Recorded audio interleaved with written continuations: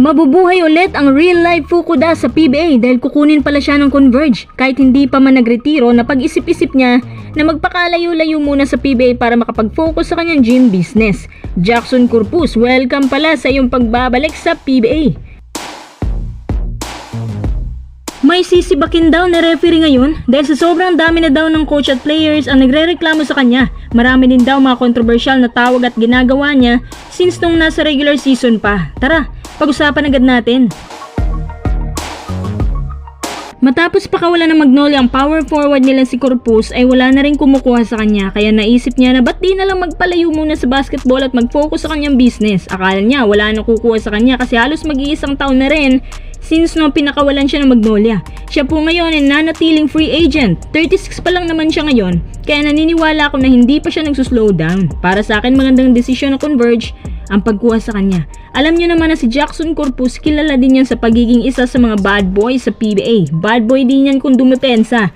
Siya yung player na alam mong may consistency at kaya niyang umambag both ends of the floor. Tsaka may shooting din yan. Hindi tamad at nakikipagbasag ulo talaga. Parang si Cliff Hodge. Hindi ko nga alam kung bakit pinakawalan ito ng Magnolia. Sinabi na ni Paulie noon pa man na kailangan ng Magnolia ang defense at hustle niya. Tsaka maganda nga siguro kung magtatandem sila ni Calvin. Kaya lang parang hindi alam ni Coach Chito kung paano siya gamitin kaya binagsak siya sa roster. At bago siya binagsak, kapansin-pansin din na hindi na siya masyadong ginagamit ni Coach Chito. Kahit walang injuries, mas madalas ang pagbabangko sa kanya. Ngayon na babalik na siya, ang kailangan nila ni Corpus yung conditioning. Parang medyo tumataba na rin siya at out of shape. Pero hindi naman daw mahirap habulin yung dati niyang weight. Kapag ito nadagdag na sa Converge, bagay ito i-tandem kay Stockton na medyo ano din. Kailangan ng Converge ang mga ganitong tao para talaga ma-maintain yung ikang ay high spirit ng team.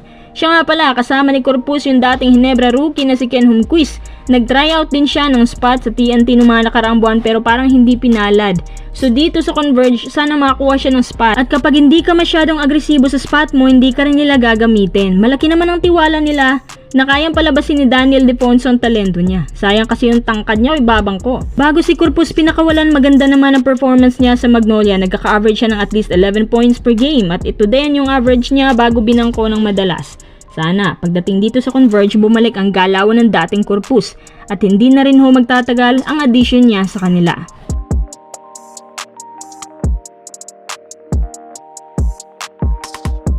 May sisibakin umano ng mga referees dahil sa sobrang dami ng mga nagrereklamo sa kanya. Although hindi na natin papangalanan pero masama daw ang tama ng referee na to sa ilang mga coaches, lalo na kay Coach Yeng. Recently sa Game 4, halos 10 points daw ang nasayang sa Ross dahil sa dami ng mga maling pito. At ang mga referees din daw na yon ay madalas na napapasuspend ni Kume. Mukhang magpaparecruit na naman si Kume nito ng mga bagong referees. Sa laban din ng Ginebra at Northport may ilang reklamo din si Coach Team. Tapos sa laban naman ng TNT at Ross merong isang referee ang hindi muna pagtatrabahuin hanggang sa matapos ang finals. So para talaga manatili umano na walang issue sa kanila, mas minabuti na sibakin na lang.